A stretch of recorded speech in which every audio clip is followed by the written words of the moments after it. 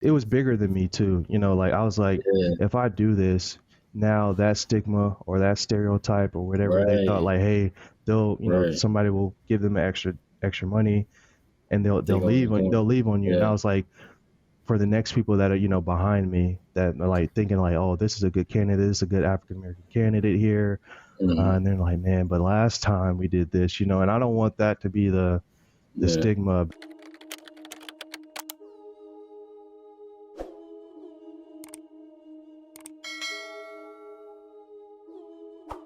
Yeah. Welcome or welcome back to the Computer Keys channel. I am Marquise, and today we're back with another episode of the My Tech Story interview series.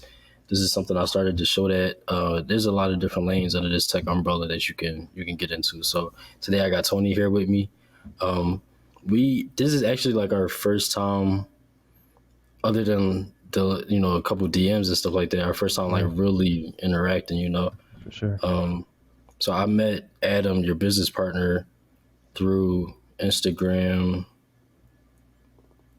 I can't remember exactly how, but we met on Instagram, and Yeah, then originally we had to plan it to do y'all interview together, but yeah, um, I think this works out a little better because you get to tell your own story, for sure, in your own space and everything. So sure. yeah, I appreciate you taking the time to do this. Yeah. You coming from Houston, right?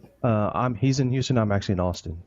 Oh, Yep. you're in Austin. Yep. Okay. Austin, How, Texas. Yep. how far are those from each other? Maybe about 2 hours. So not too bad. Oh shit. Yeah. Not too bad. I don't know why I thought it was closer. Yeah. It's about two Um, hours or so. all right, so let me see. All right, yeah. So we're gonna start with just getting to know a little bit about you. All right. So you don't got. I always say this to everybody. You don't got to remember everything I'm about to say. Yeah. I'll keep you on track. But I want to Okay. start with your name, age, location, hometown, race or ethnicity, fun facts, and then interests outside of tech. All right. So my name is Tony Thompson. I am living currently Austin, Texas. Hometown. My dad was in the military, so I kind of moved around a lot. Mm, Most of my family is in Louisiana. mm, Kind of a African American male here in the tech industry. Um, been with my wife since high school. Have a beautiful daughter. oh Have wow. a son on the way. Yeah. So kind of a little interesting thing about me, but. Um, Other than that, I mean, I've been in Texas the last 20-ish years or so. So Mm, I kind of consider this home at this point. yeah. I'm around 31. I'm starting to forget the age after it gets a certain number, but Right. yeah, Texas has been home so far. So a little bit about me. So a couple things I want to double back on, but what are some interests outside of tech before I go back to? Interest. I play basketball, so sports is big for Mm, me. Basketball, football. I like to fish, kind of outdoorsy. In that case, I think it's more of like a calming thing for me. mm. But that's something that I've been getting into over the last like 4 or 5 years and getting back into fishing. So those are some of the things Yeah. outside of tech that I do just for myself and just for fun. Mm. Yeah. No, that's cool. I haven't been fish. I've been fishing one time, so Yeah. it was like I probably was like I don't know 16 maybe I don't even know, but Yeah. Got to get back out um, there. yeah, I don't meet too many people that fish. Yeah. And then you mentioned that you and your wife were high school sweethearts. That's kind of Yeah. crazy. Yeah. Like, She's older than me. I was a junior and she was a senior, so uh, okay. it was kind of a weird. She went off to college and I was still in high school, but Mm, we stayed together. And she actually went to Indiana or Evansville in Indiana, and then mm. when I graduated, she moved back to Texas. So we've been together ever since. Man, that's what's up. Yeah, Yeah, that's like a. it's like I a mean, yeah, that's what I'm saying. Like, you kind of yeah, want that, but it's so rare. It's yeah, such for a sure. rare thing. It is. So that's what's up. And then when we were talking before, you mentioned that you had as you said, a son, right? Son on the way. Son on the way. Yep. So at any moment, wife might come in here and say we have to run, but son is on the way. That would be crazy. Yeah, she's 9 months But, pregnant, so yeah, baby's due February 1st, and mm, I think he's gonna probably come a little early. So we're about a week and a half away from that. So yeah, there's no yeah. telling. Yeah, that's what's up. Congratulations. Thank I you. remember you saying February 1st, because that's my birthday. I Yeah, was, I yeah, was, I was saying, like, tell her to hold on a little bit longer yeah, so yeah. you get the And same one. telling her to hold on, I might get in trouble. She's like, I'm just ready for this to be over. So whatever day he comes, we'll just have to live with it. For sure, for sure. No, that's what's up, though. I love hearing like that. I'm big on like family and stuff like that. So just, meeting people that are in those type of healthy, long lasting relationships and shit like that. I love that. I love For seeing sure. that. Appreciate it. So you said before we move on into your tech stuff, you said you lived like a bunch of different places. So what was your favorite place? I guess probably Texas because that's where you ended up. But like, what are Yeah, some other places? yeah. A lot of people on my mom's side live in Louisiana. So I lived in Louisiana, I lived in Atlanta, Georgia, Mm, Virginia, Hampton, Virginia. Up until I was around like from 2 to 7. Lived on a mm, military base. I mean, I personally think I liked Virginia more as like just growing up as a kid, having all the different seasons and seeing kind of like yeah. living on an Air Force base. It's pretty cool because you get to see like all the different type of airplanes and things like that. And as a Mm, kid, you're like, dang, that's like the one of the coolest yeah. things. So I think that's Yeah. really where a lot of that like tech stuff started too. It seemed like Mm, that's not. I guess it was normal to me, but then when we moved yeah. around, it was like I don't even see any of that anymore. So um, yeah, probably Texas is my favorite, but I do like Virginia just because it has a beach, have all your seasons, it snows, Mm, a little bit of everything. So yeah. I lived in Virginia like the DMV area for a oh, little bit. I'm from Philly, but I lived down there for like 2 years, okay, for a job and everything. So I could relate. I do enjoy Virginia a lot. yeah, Um, you mentioned like Atlanta, Louisiana, yeah, a lot of places where like you could get some culture. It for sounds sure, like. for sure. So what was that like with especially like Atlanta? That's supposed to be like the Black Renaissance and everything. So like, what was it like out there? Yeah, and I mean, I probably was 11 or 12 at the time, and Oh, and, okay. and, and it was still like from a culture standpoint, everyone that really looked like me, Mm, and at the time, I don't know that that's not normal, and then as you start to get a little older, you're right, like, and this is what it should have right, been. So, right. I personally liked Atlanta. Like growing up, I was only there for maybe like a year and a half. Mm. My dad passed away, and we moved to Texas after that. So. Okay. Um, but the same Louisiana, like all my family there, we all small place called Jonesboro, Louisiana. Nothing Mm. but black people there, African Mhm. American. So I'm used to it. When I came to Texas, I was actually like as I stated, I was like 11 or 12, and at school they're like, "Man, you moving to Texas?" Because I was telling them I was like, "Hey, I'm about to move in the next week or so," and they were like, "Man, you're gonna Mm. be with all the cowboys and this and that," and I was just like, "Dang, will I?" Like I didn't know what to expect when I moved here, and then you get here, Mm. and it's not like that, but. They have their areas like Houston, something like that, where they have Right. more culture. But yeah, it's a weird situation growing up as a kid and not knowing.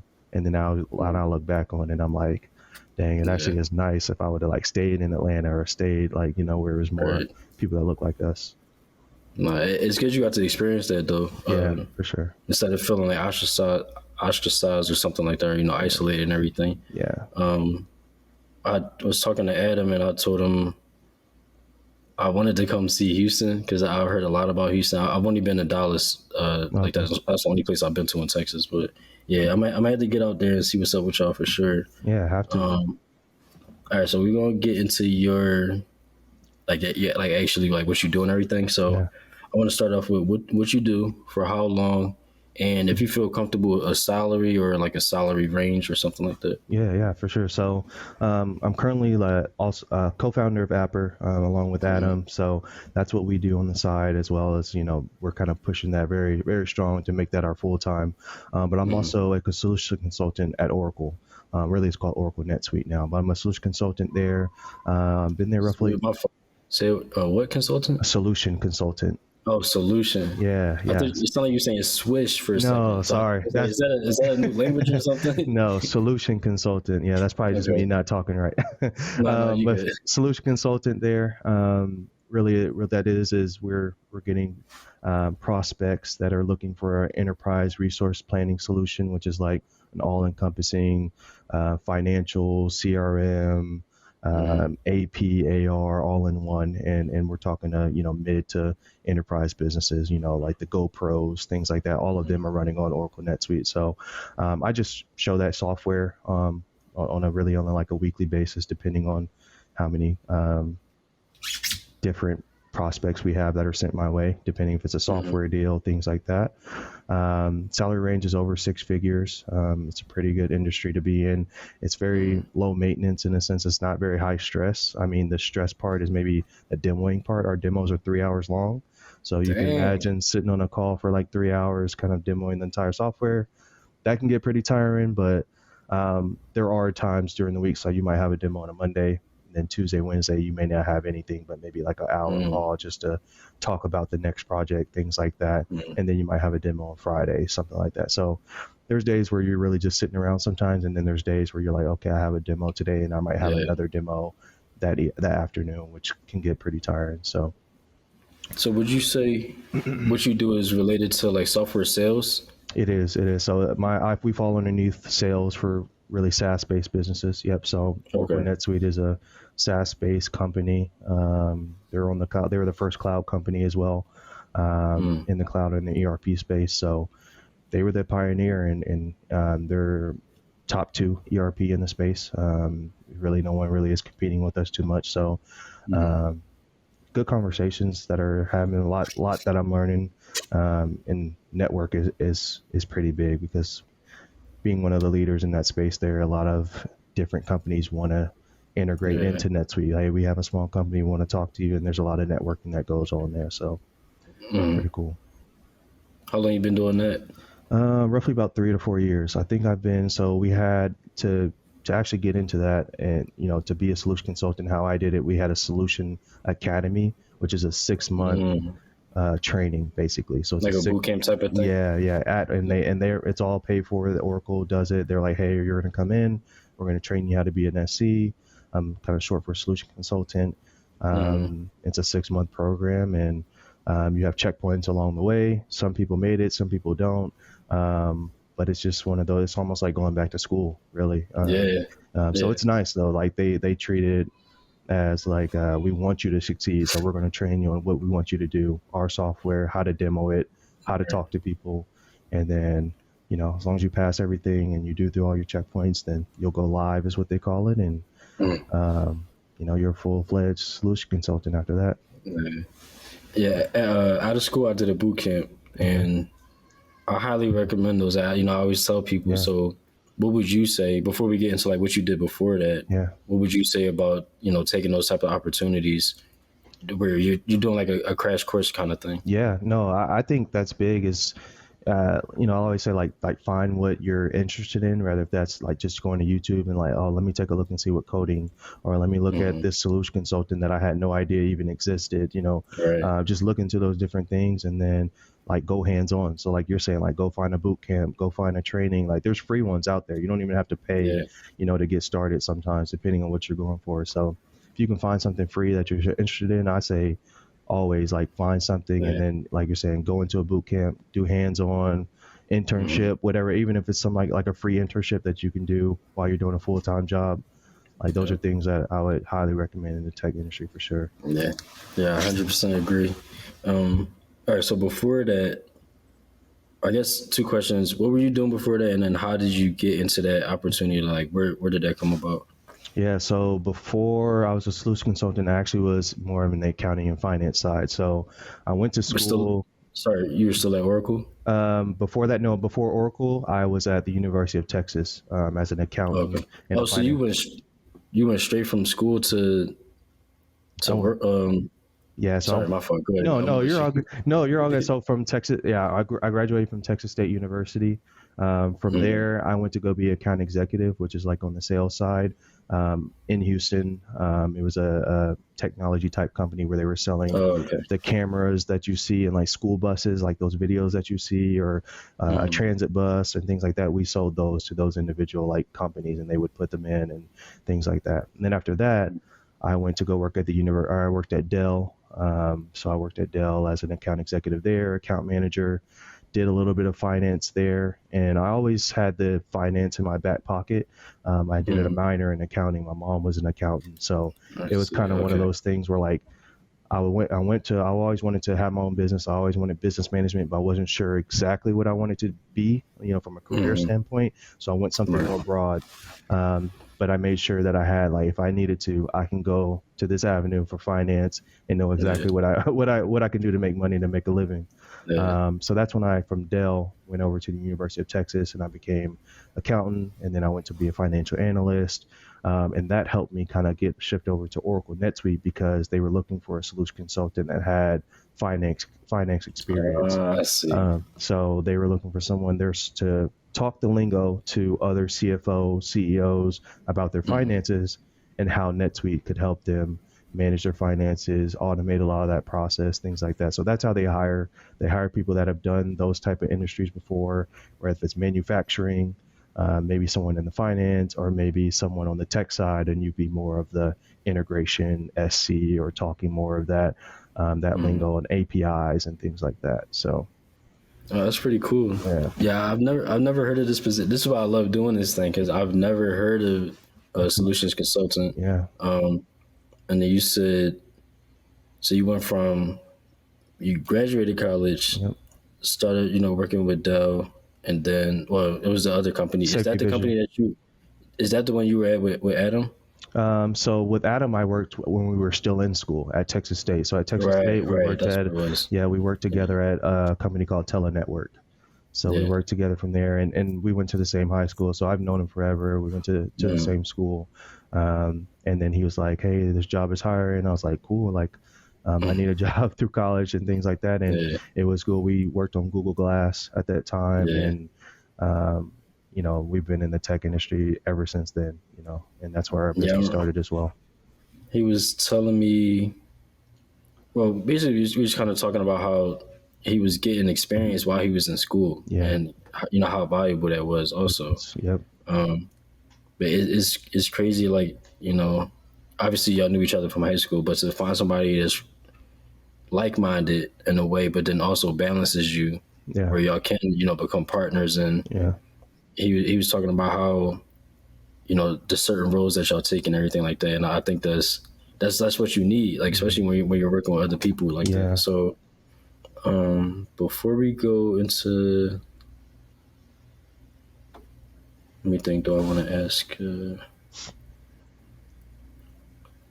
All right, yeah, I don't want to get too much into school stuff yet. So, all right, so what got you? Because you mentioned your mom was an accountant, Hmm. your dad was in the military. Hmm. What type of work did he do with the military? Was he?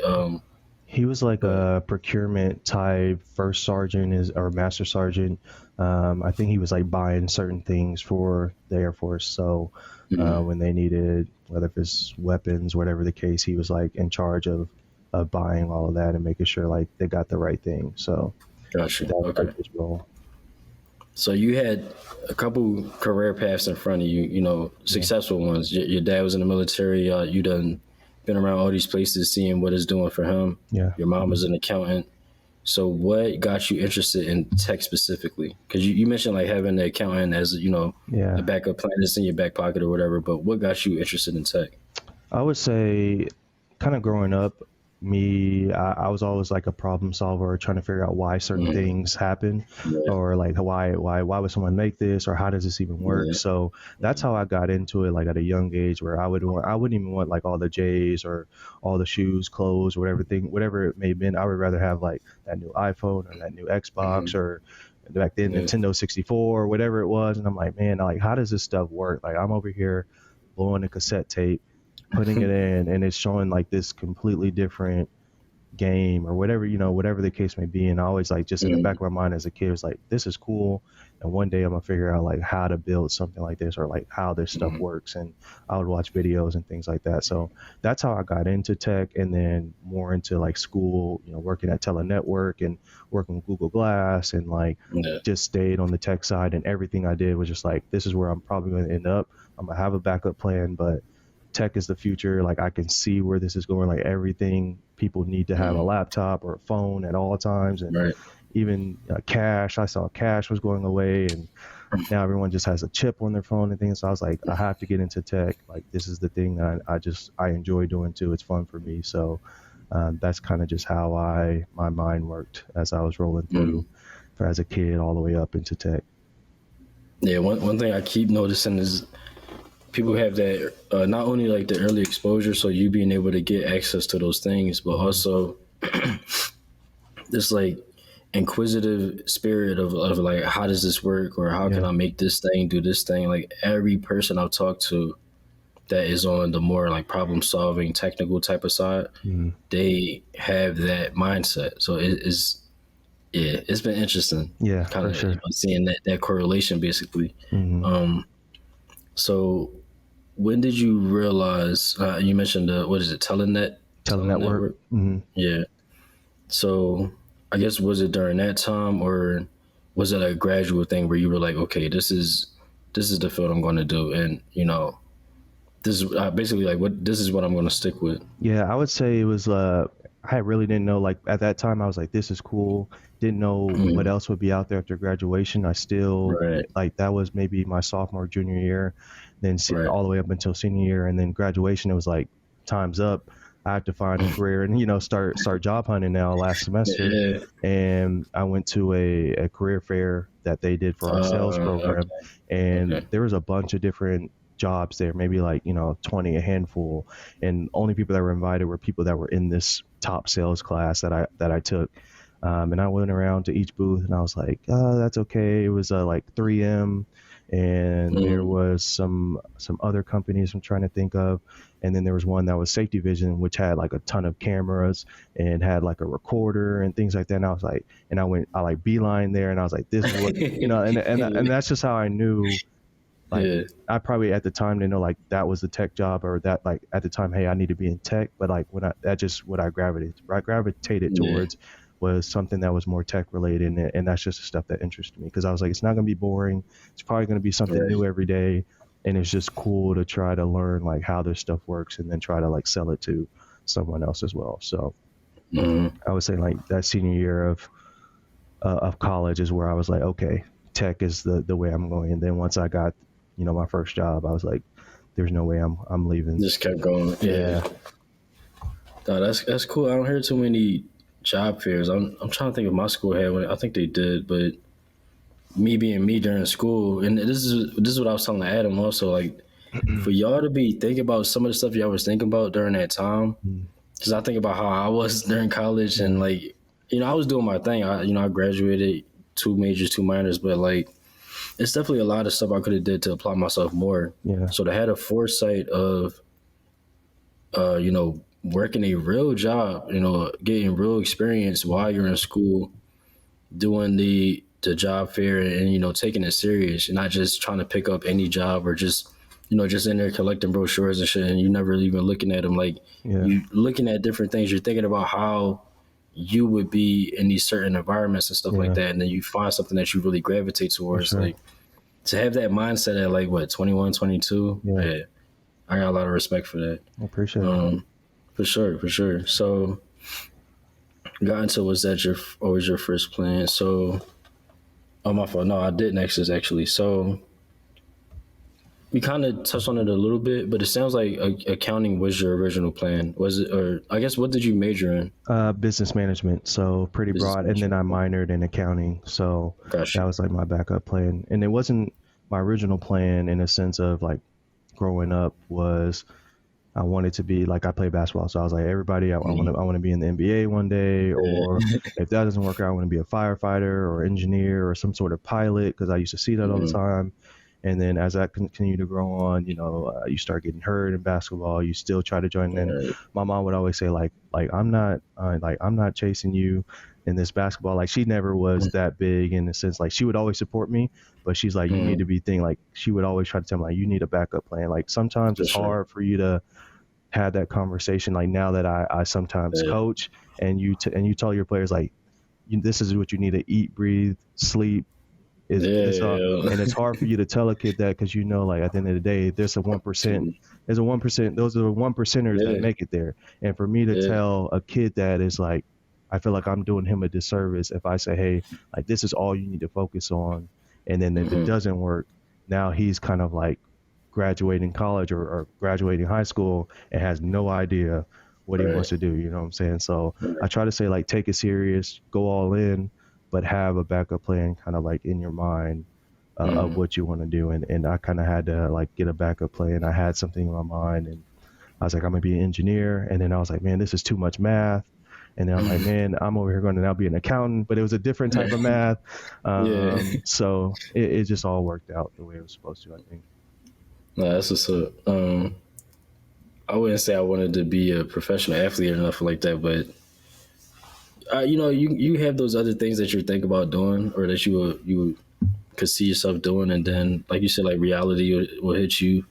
But it's good to have somebody in your corner that not only supports you but also will push you in certain directions to let you know like the reality of certain situations. Yeah, Because for sure. we would love to just be like, yeah, I'm going to the league. You know what I'm saying? I'm gonna be Yeah, out here, da da da. But like, come on, like you said, it's 1%. It's like, it's a small so percentage. having that, having your mom there to really, put that in your head. I think all of those little things add up and you get us to the certain points that we are in life. You know what I'm Yeah, saying? So for sure. no, I love that. Yeah. So all right, so we've been talking about school a lot. So I just want to get back into where did you go officially now? Like, where did you go? We got into what you studied, and then for now, like, what do you do to gain knowledge now? You mentioned some good stuff earlier, but Yeah. So I went to, all right, I went to, actually, you went to the University of Texas at San Antonio, and then I transferred to Texas State my sophomore year. Um, okay. and what was, I guess that was what was the second part of that question? What do you do to gain knowledge Oh, now? yeah, no. So now I guess the big piece of that is um, in corporate America, they will pay for a lot of your certifications or for you to have Mm-hmm. that additional education as long as it's going to help you, which is going to help them, as long as it's something pretty related to your field. So right now I'm doing a lot of certifications, whether it's NetSuite, Oracle, something around there, if it's like personal gain, right? If it's like leadership, things Mm-hmm. like that. So I'll do a lot of resourcing there, but also in the sense of, being a co-founder and trying to run my own business, I do a lot of Right. things on the side as well of like Webflow creation, or if I'm trying to look into doing a little coding, I'll find either, like you were saying, maybe boot camp. I'll try to find as much free things as I can that I can just learn on my Yeah. own. Um, Yeah. that way I don't have to spend too much time because my family and things like that. I don't have a ton of time to do all that. But Right. really just finding different places or different things that either someone will pay for it, whether if it's corporate America, Oracle paying for it, or if that's me just finding some different resources online. Adam will send me different things. Like that's why I like our Mm-hmm. relationship as well, because he'll be like, hey, Right. check this out. There's a lot of free, because he sees a lot on his side. And then he's like, hey, this has like a full library of a ton of different like Salesforce certifications and things that you can do. Mm-hmm. And I think having someone like that, in your network that can send you certain things that help you kind of grow in a career path is really, really beneficial. So, Yeah. Yeah, you touched on something extra. Like usually we get like the YouTube, Udemy, stuff like that. Taking advantage of those certs that your job can provide is like major, and mhm, then having somebody, I don't even know what to call it, like a peer. yeah, I think that's the best way of putting it. A peer that is has a similar mindset in a similar field or something like that. yeah, Nobody has mentioned that, but I think that's definitely a good point. yeah. And So, those certs aren't cheap too. So he's right if your company is going to pay for it, and even if you for fail it real. once, fail it twice, like they'll keep paying for it because they technically get it for free. It's like, hey, it's our software. We're going to help make sure that if a company cares about your development, your growth, Mm-hmm. they typically will pay for any certification that you're looking to help. Yeah, That's going to help you elevate your career because they want you to stay there and continue to grow and get right. help their business grow. So absolutely. Exactly. Exactly. So you mentioned you transferred to Texas State. Yep. Texas State, and I got into this with Adam too, but I want to get like your perspective of it Yeah. also. So, at what point did the business Apperr, when did that come about? When did you realize I want to try this entrepreneurship Yeah. thing out too? Yeah. It was when we were working at Telenetwork, and we were just thinking, and I think we both had that mindset too of like, man, one day I want to like own my own business. I don't want anyone to tell Right. me when to clock in, when to clock out, or be able to, hey, this job's paying 120,000, and now I can't, go above that. You own your own business. You can, you can have the lifestyle you want. You can make as much or as little as you would like to. And it was when we were at Telenetwork and we had a conversation. We're like, man, I think we can like create websites and apps for all these small businesses that are around in this area that don't have anything. It was just kind of like something that we were like, it was a norm for us. And these smaller mom and pop shops didn't have like a website or no one knew about it. I'm like, Right. man, this place is good. And a lot of people know about it. And I bet we could like at least help them digital presence out there. And then that's when Adam kind of came, was like, man, we should start a company. We thought of a name, like right then, like he's sitting right next to me. Like, man, we're just trying to think of a name, and we came up with Apperr, and then we added like Apperr Designs because we started committing it to more than just websites and apps, and that's kind of how it started. And we were going kind of boots on the ground, like going in, talking to different small businesses, and like that's like true experience that we didn't even know really what that was at the time. We're like, I didn't know I was actually like a salesperson at the time. We just were trying to talk and like, hey, can we help you? Can we make money in a way? But we're like, man, we truly were like a door-to-door salesman in a way, like trying to help our own business. And ever since then, like we've been learning and growing as we go, and we haven't went 100% in. And over the last like 1 or 2 years, we're like, okay, we're all in. We know everything that we should know. We have the experience now. Let's try to like let's push it now. Let's try to make this work. See, that's what I was talking about. To even be thinking about that type of stuff in college, y'all were like ahead of where you. I'm not gonna say where you should be, but like ahead. You were ahead of the curve. I'll put it like that. Yeah. To think about the potential market out there.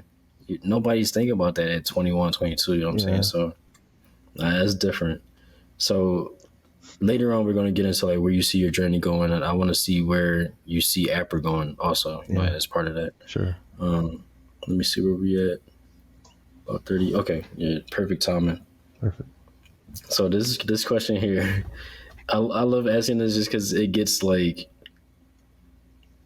we just get a different side of stuff sometimes. So like we talked about a lot of the good stuff, but what has your experience been like, good or bad, as a Black man in this field? Yeah, it's different. I'll say that. Even in the finance field, like, but especially like tech, it's pretty much dominated by white males, white females as well. It's pretty dominated. Maybe a few minorities overseas that they'll hire, things like that. You'll see a lot in the tech field. But for me, I'm even in my team that I currently have, I'm the only minority in my entire pretty much in all of Austin.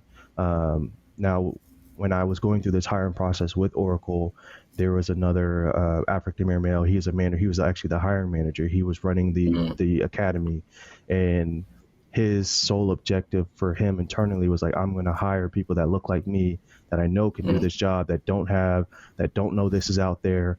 I know there's people that can do this that look like me. And he's like, I'm going to change the way this looks within Oracle.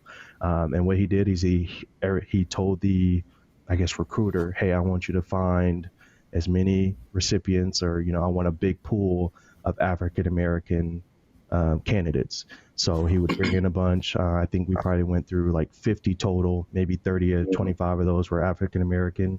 And I was one of those ones that were selected. I think he actually hired 4 African-American people for the academy. We all made it through flying colors. We all went live at the same time. We all did really well. Like one was even like the leader. But what happened is 2 of them got poached from another company. So they actually, so it was kind of a weird situation in a sense where you're like, don't leave, because this man he's putting his neck on the line, for us. And he's trying to make this, like, bring you all into this tech world. And, and like people were trying to like, interview me at other companies as well. And I was just like, I've been here less than a year. I was like, I would feel bad if I let this man down who gave me an opportunity, who brought me into this job that I had no idea that I was even out here, where I'm making the most money that I ever made. and then I were to leave for, an extra whatever. And it's not, and I don't feel bad for them, because like at the end of the day, you have to do what's best for you. Like if an extra 30,000, extra 20,000, it's like, hey, that's a big piece of change. That's not just like, Right. $100 a month. That's, $400 or $500, whatever the case may be. And I know people have to do it, but I was just like, I'm gonna wait it out. I'm gonna, try to make this work. I'm gonna try to make George, which is what his name was. I'm gonna try to make sure that I do right by him, and show like, hey, you made the right choice here, and I just kind of live with it, don't regret, kind of made you just keep pushing. So I'm up for senior right now. I'll possibly be a senior SC whenever they're allowed to like actually kind of make that happen. So it's all working out. Probably could have got that somewhere else, but I mean, I enjoy it here. I don't have any kind of regrets there, but I would say from that standpoint, like you still get the hey Troy, how's it going? I'm like, who is Troy?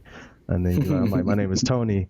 And then you'll get the Jerome's, things like that. But and some, they'll feel bad, oh sorry, sometimes they don't even notice, and your other teammates or something, they'll message you on Slack and like, who is Troy? And they'll kind of laugh about it, but like, like no one else really gets other people's name mixed up like that, and especially like that. But it is what it is. I'm not a big confrontational person. Some people probably would call people out on it.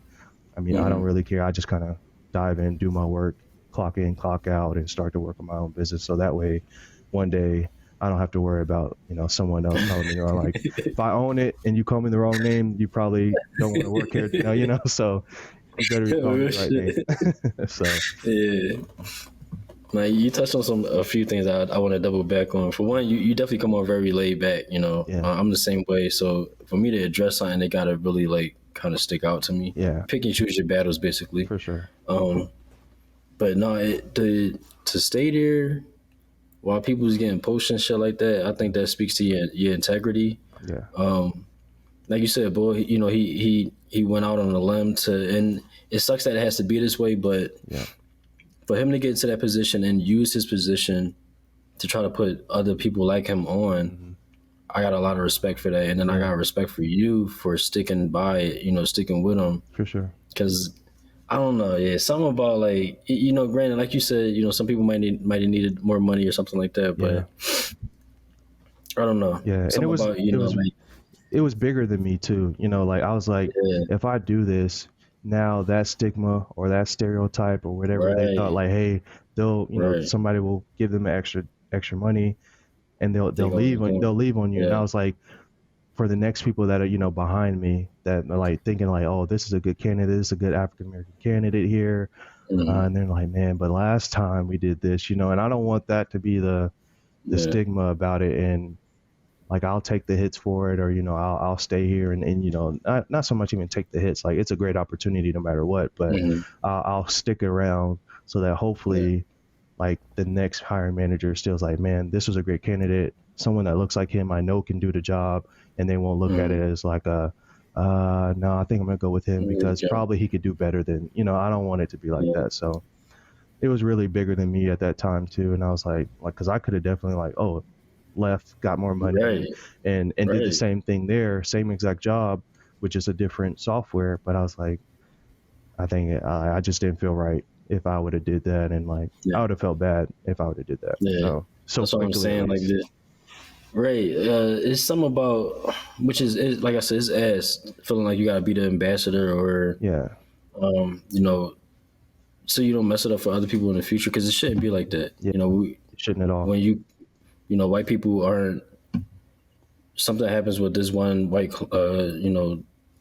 employee or whatever like that. It doesn't define the other ones coming in. But when it's so few of us, every little thing, every little bit, every single person is going to, like you said, like it can lead to certain stereotypes and shit like that. So, definitely something that we have to think about more than other people. But for you to, have the foresight to do that, I think that it speaks a lot, specifically about you. Yeah. Being able to, stand on a decision you made, what I'm saying? So for sure. I got respect for that. You mentioned, people like calling you the wrong name and stuff like that, or being the only one on your team, which I can relate to that a lot, throughout my career. So for one, I asked Adam something similar. How does having him, somebody that you've known since high school, somebody that you share a culture with, what is it like having him there for those moments where you do feel like isolated at work, but then you know that later on you'll get to go work with Adam and be able Yeah. to kind of have that comfortable environment. Like, what's that Yeah. like? No, I think that's big because we spend so much time at a job. Like even sometimes you spend more time at your job, with Then them than your yeah, own family. So yeah, and and you want to feel as comfortable as possible. It's just like you picking a college if you're a sport athlete or whatever the case may be. Like you want to go somewhere that feels like home, or if a city that feels like home. Where there's yeah, food, whatever makes you feel comfortable. And I'm not going to say I don't feel comfortable. I feel pretty comfortable at Oracle, but it's a different feeling, and only certain people will know what that feeling is when you're having those yeah, conversations. So, yeah, going in and talking to Adam and being able to like have a dialogue or talk a certain way or whatever it might be, what I'm saying, and exactly. being able to say certain things, and someone else knows what I'm talking about as well. Yeah, yeah, It's nice to have. So, and we try to give back to our community and our culture, and little black girls, little black white males as well, or I should say little black males, little black girls, or minorities, and people that don't have as much uh, people to come around and say, hey, there's things out there that you can do, right, other than a lot of people in that maybe their mom is working two jobs, or maybe they're a nurse and they don't even know that you can be a doctor because they've never seen maybe a black doctor. They've never seen a owner of a business that's a black male. They're used to seeing Jeff Bezos and Elon Musk or whatever the case may be, and they don't really right, see that unless they're like looking for it, or it's in the forefront. Whether if it's P Diddy, and I know he's going through all kinds of stuff, but that used to be like the head yeah, honcho in a sense the boss man, yeah, Rick yeah, Ross, things like that, like people that are trying to be business owners right now. Rather they did rap before, but now the Jay-Z's, things like that, they're actually owners. And now I'm like, hey, you can still be a business owner. You can be a doctor or in tech, or whatever you want to be, and you can see it now because I'm right here in front of you. And I didn't have that yeah, growing as a kid, seeing my mom was successful, my dad was in the military, so I saw what that looked like, but I never saw like a business owner or someone in tech, or CFO of a company, be a someone that looked like me. I never saw something like that until I got older, and then I was like, okay, now I see what's going on. I see Robert F. Smith now at different conferences, and I'm like, man, this is what I'm trying to do. This is what I'm trying to be. So yeah. it's cool seeing that. Nah, that's what's up. I love that. So you didn't see that representation growing up, so you're becoming that thing. Yeah, I for love sure. that.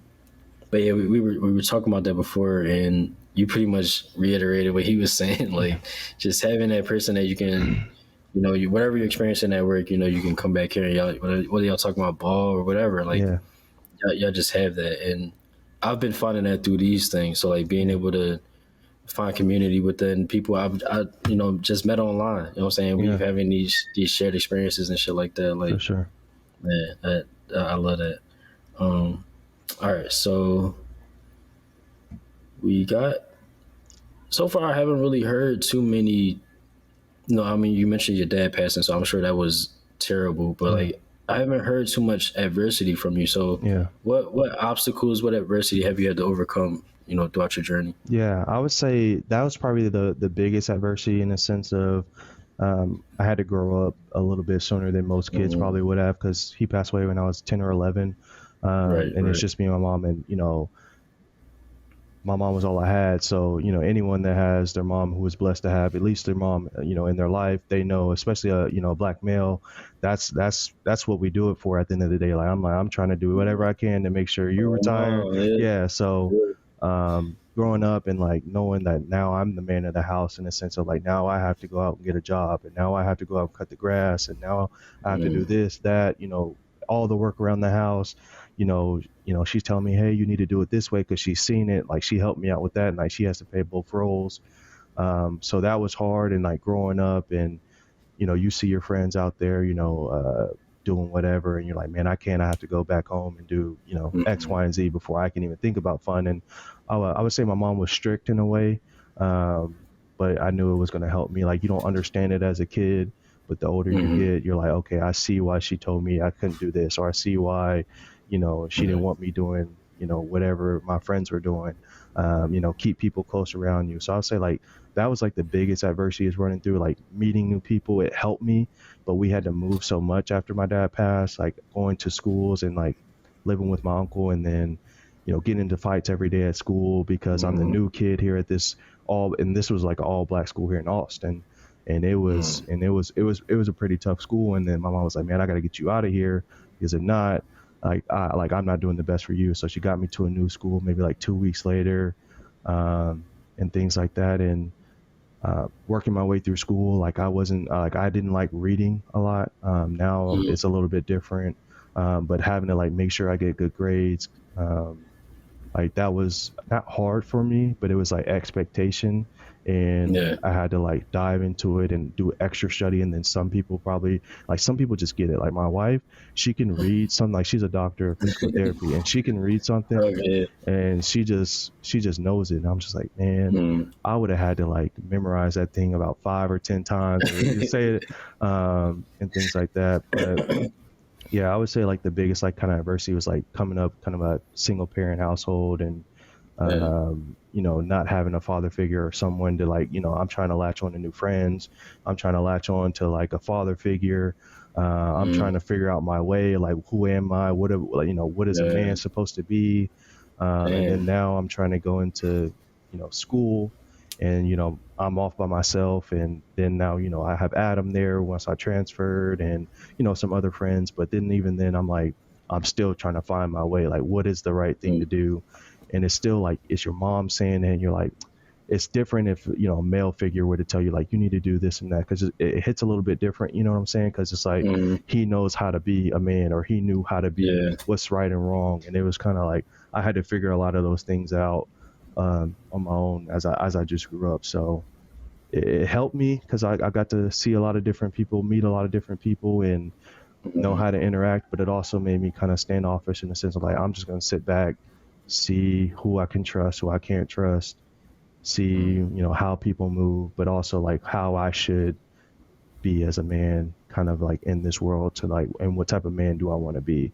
Because Damn. there's a lot of kids and that just don't, I feel like they're lost in a sense of they have good role models, they have someone there that they can follow, but they follow that wrong crowd, and there's no one in that Mm. crowd to be like, hey, don't do that. Like they listen Yeah. more to their peers, and not like I had good peers around me, thankfully, in a sense of I kind of put myself in those positions too. Like I wouldn't try Mm. to put myself in a position that I know that it was going to let my mom down. Like I know, like I was one of those, I would think about it too sometime. Like, Yeah. all right, what's the worst that can happen here? I'm like, all right, I'm willing to get in trouble if I do this, but if I do this and it goes bad in this situation, I'm like, Yeah. nah, I'm in big trouble. So that's just really what it came down to. And I think everyone has a different story of what their adversity was growing up as a kid, and Mm. everyone has a story. So I don't ever like diminish someone's story in a sense of like they may have a two-parent household, and it was terrible. You know what I'm saying? And You're right. or You're right. like they might have just their dad, and I always used to wish like, man, I wish I had, like I trade all everything, I trade all this school to have him back. But I'm like, at the same time, I just gotta be blessed that I have a parent, that I have someone that Mm. cares. I got friends that care. I have a mental like capacity to know like what's right and wrong, and Yeah. at least what I think is right and wrong, and then what society thinks is right and wrong might be two different things. But I Mm. know how to like tether that line of like what I believe in Yeah. and not get in trouble. So it was just Yeah. a lot of like growing that I had to do growing up, and figuring out Damn. what people are telling me was right or wrong. So, but sports help that. I always tell anyone Mm. that's growing up, put your kid in a sport. Like even if they don't want to Yeah. do it, like you learn so many different things. Rather if it's like teamwork, discipline, Yeah. Discipline. Yeah. leadership. a healthy lifestyle, whatever, like, how to treat people, or like just how like certain people take certain things. Mm-hmm. That's helped in corporate America. Like you can tell certain individuals of like, can they take criticism? You could tell who's good at sport because can they take the criticism without Yeah, getting, that's real shit. Yeah. so, so that's kind of Yeah. how a lot of, I would say, like sports helped me kind of growing up, stay on the right lane, like Mm. basketball and being a captain and things like that. Like I had to like take that leadership role.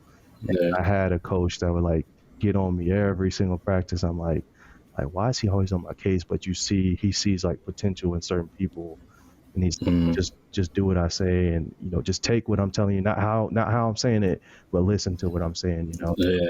If you Yeah. take that criticism, and rather if it's positive, just take it in, put it in the back of your mind. Don't react to everything unless Mm. as you grow up, like you're gonna stand up for yourself for certain things. But if it's something positive, you're like, he's trying to help me out. Right. He's not trying to put me Right. down or hurt me. He's trying to, this manager is trying to help me out at the end of the day. Yeah.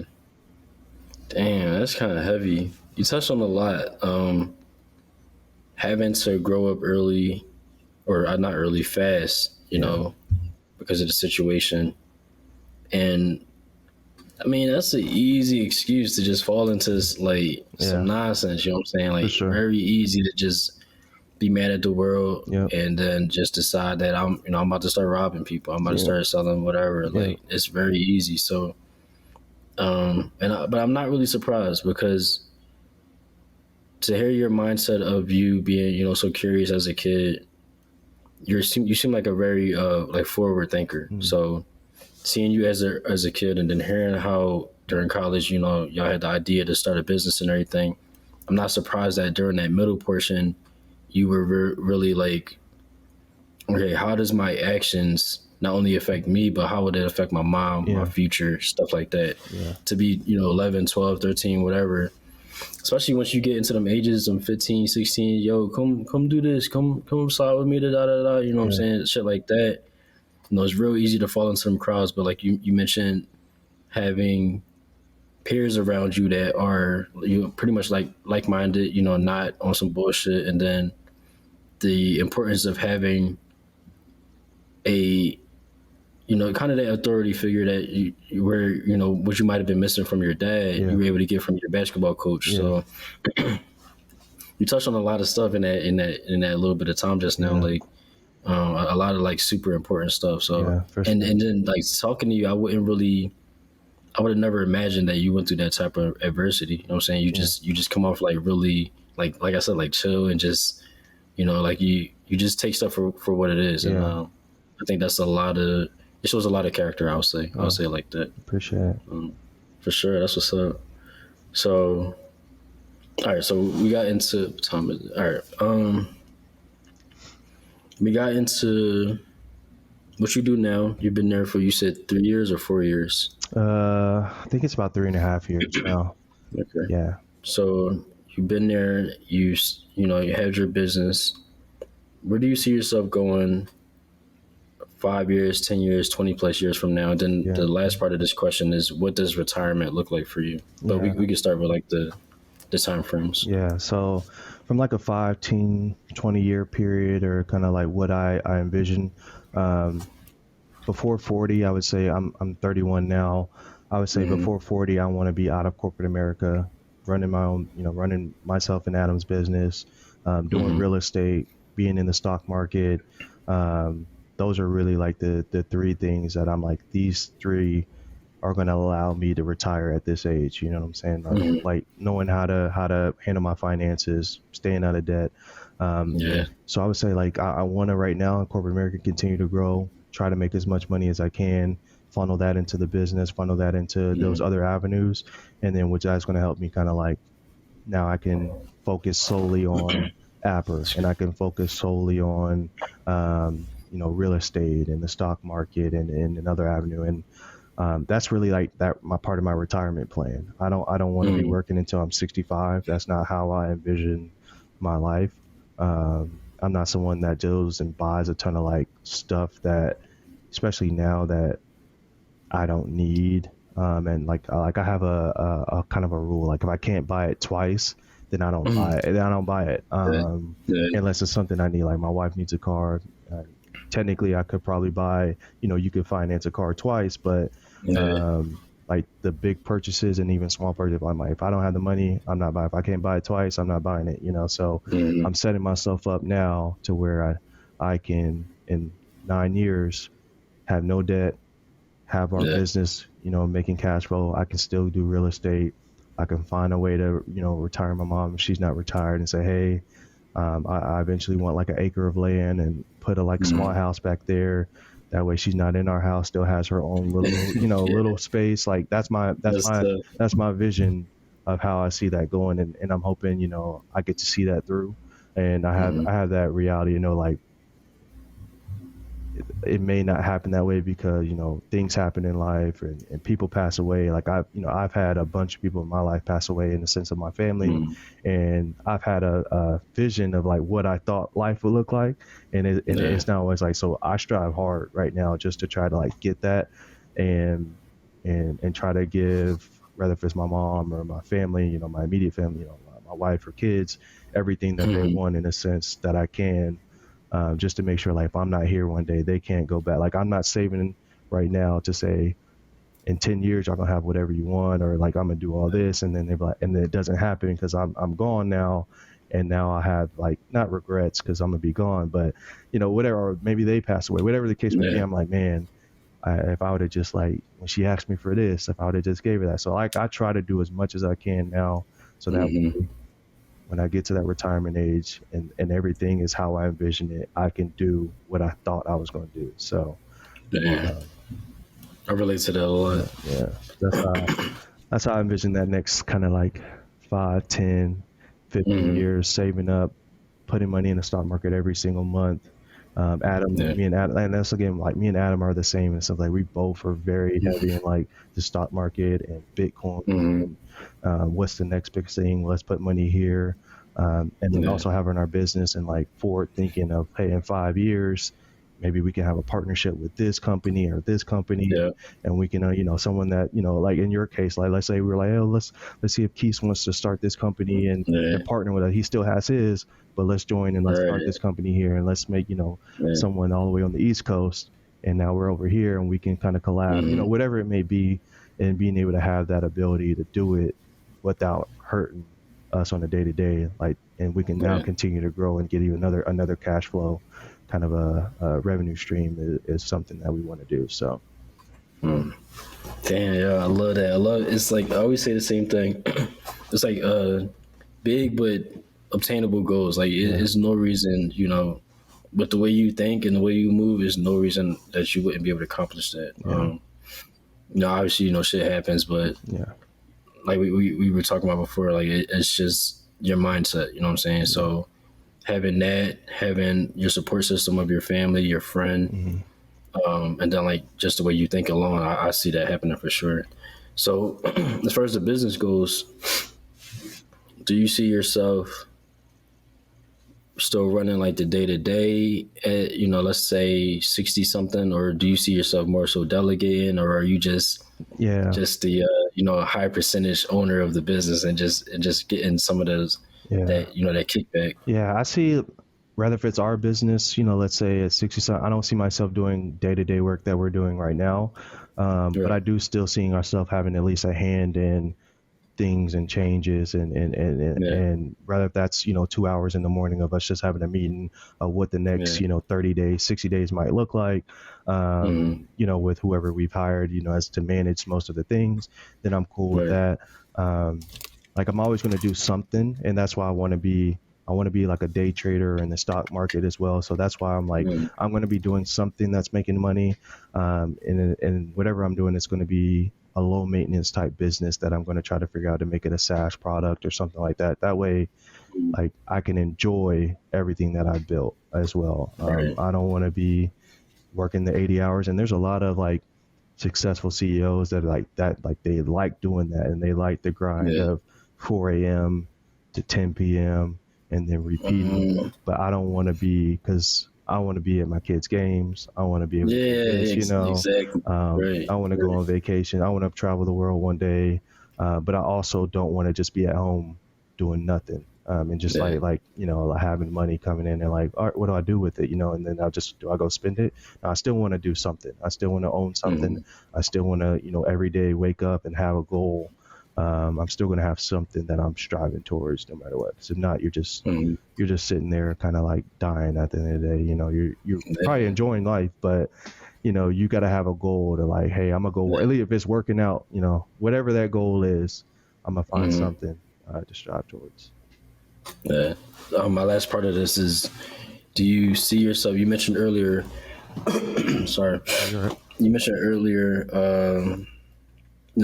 Trying to showing that representation for kids. So, do you see yourself getting into any like community work or Boys and Girls Clubs or anything like that? Yeah, I've always wanted to own a Boys and Girls Club or something like that. Like I said, my wife's a physical therapist. Like we have these conversations where I'm like, we're gonna one day own a gym, and this gym's gonna have physical therapy, basketball, but also a side to like where these kids can do their homework, have study, and then like we can bring them all in, have conversation. But I also wanted to like I like going to schools, or like that's what I wanted to do like 3 years ago prior to COVID.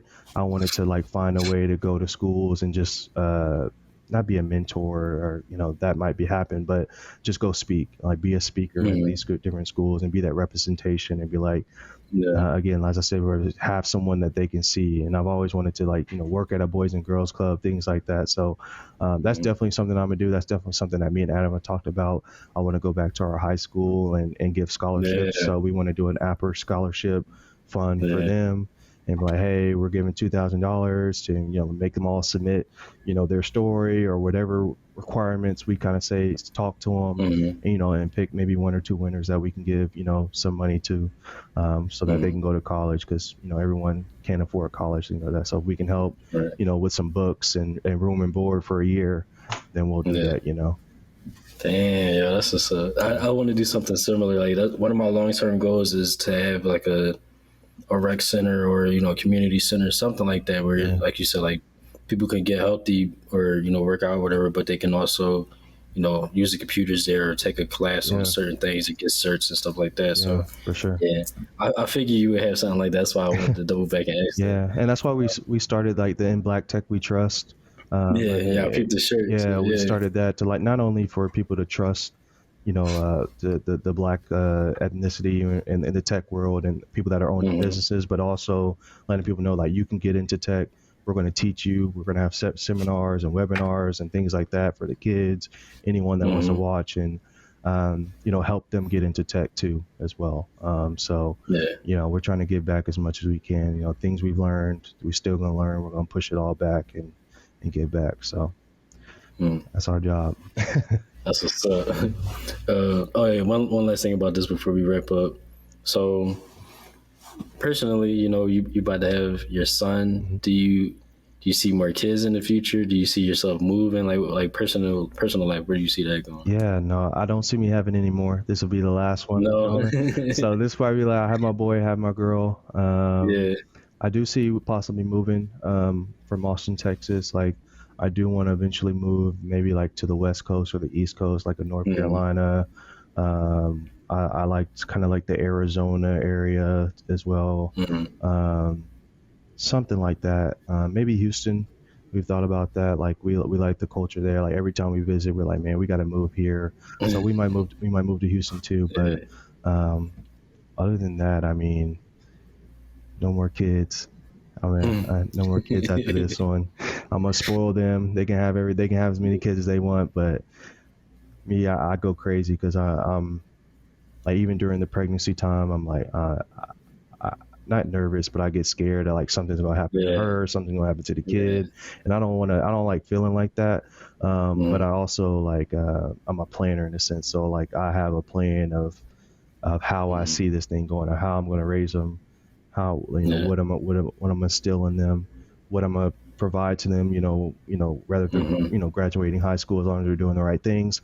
I have some money set aside for each one, things like that. So that way they're not starting behind, and I can't remember, I was watching something on, I think it was a Pivot, and they were saying like money always flows back in our community, in our Mm-hmm. community, you get the money and then where's it going? It's going to your mom, it's going to your dad. I don't want them to have Yeah. to worry about me. You know what I'm saying? So, Right. um, whatever they decide to do, if they want to own something, whatever, hey, I'm gonna help you. But when you get the money, I don't want you to think about like buying me a house or Mhm. buying me this and cars. Like you get that to your Yeah. kids and things like that. So keep pushing it back, get that generational wealth. That's something I'm really trying to push. Damn, I'm glad I asked that. That was a nice little bow on top of everything. Yeah. That's perfect. Um, Man, I appreciate you taking this time. No, for sure. So before we wrap up, though, I want to get into what tips you have. I usually like combine these last two things. So, like, what tips do you have for somebody Mhm. that might be, on their entrepreneur journey, or, um, you know, uh, um, I'm blanking on the name, solution consultant, Yeah. or a similar journey or anything like that, and then just kind of like your partner. Where's anything you want to plug, Instagrams or the business, anything like that? Yeah. I would say first part of that question is trying to, decide or whether if you're trying to get into the tech world or trying to get into entrepreneurship. I would say kind of the few things that I would recommend is one, find something you enjoy. Identify whatever interest that might be. If Mm, that's, like I was saying before, coding, go to YouTube and just search like different things in yeah. tech that you can do, or watching things like this that you're like, oh, solution Mhm. consultant, let me look that up. And then there's Yeah. people out there that are like explain what a solution consultant does on a day to day, and that might be something you're interested in. And then once you have that, really just go learn the basics of that, right? If that's communication, whether that's something with coding, whether that's some sort of Mhm. certification, then start diving into those resources, start networking. So go to LinkedIn. I would recommend everyone get a LinkedIn For and sure. start networking. So type in solution consultant, look for jobs that you think you'd be interested in, whether if it's Oracle, Salesforce, IBM, and just start adding people and saying, hey, I just want to reach out, like reach out to them. Say Mhm. all you need is one to talk to you at the end of the day and say, hey, Yeah. I'm a college graduate or I'm about to graduate and I'm interested in this. I just wanted to have a 30-minute call with you. And I've done that before, of like just diving in and saying, hey, how do you enjoy it? There's nothing better than a referral in a sense of hearing it Yeah. from someone that does it. Even if you're trying to Yeah. get a job, you have that conversation, you speak to them maybe 2 or 3 times. They'll say, hey, I want to help you out. And we Yeah. have this job open. Hey, if you're interested, use my referral link. That kind of puts you to the front of the line. They know the manager, and now you have, a possibly high paying job or something that you want to do right there, Yeah. just because you took a faith to message, 10 different people, Just and reach you had out. one. So I would say network and then embrace those challenges and just continue to learn. That's the big piece. Whatever you're trying to do, find that interest, network, learn it, learn the basics, and then take that risk of whatever you're trying to do. Sometimes you got to take a risk. It might not feel good. It might feel uncomfortable. You might not like to talk in front of people, but your job you want Yeah. calls for that. And if that's something you can't do, then don't do it. But if that's something that you're like, you know what, I'm gonna take that leap of faith, and you might end up feeling it's not really that bad once you really start to Mhm. understand and you're confident about what you're talking about. It's easy to just Yep. talk about something that you know rather than something you don't know. So if you know it, it's easy. If you don't know it, now that's why you're uncomfortable. So Right. and then kind of like a last word. Oh, for me, I would say it's just something that I kind of live by. I don't know where I got this from, honestly. Like, I feel like my dad used to say it, but I also saw it on kind of some other shows as well. But it says if it is to be, it's up to me. So basically, Mhm. if something's meant to be, then it's up to you at the end of the day to make it happen. Like I'm a big Yeah. believer in God and having blessings, and there's a plan for you that He's already built out and you don't know it. But at the end of the day, that plan's not gonna work unless you have faith in yourself You put the work and in. you put Yeah. the work in. So if it is to be, it's up to me, which means if it's meant to be, it's up to you to make it happen. So that's kind of my Damn. last piece to it. I love that. Yeah. Damn. Great tips. Similar, similar sentiment as some other people, but that networking can't be emphasized enough. Nah. The knowledge, the going out there and finding what your thing is, Mhm. can't it can't be. You can't say it to more than enough. I would say so.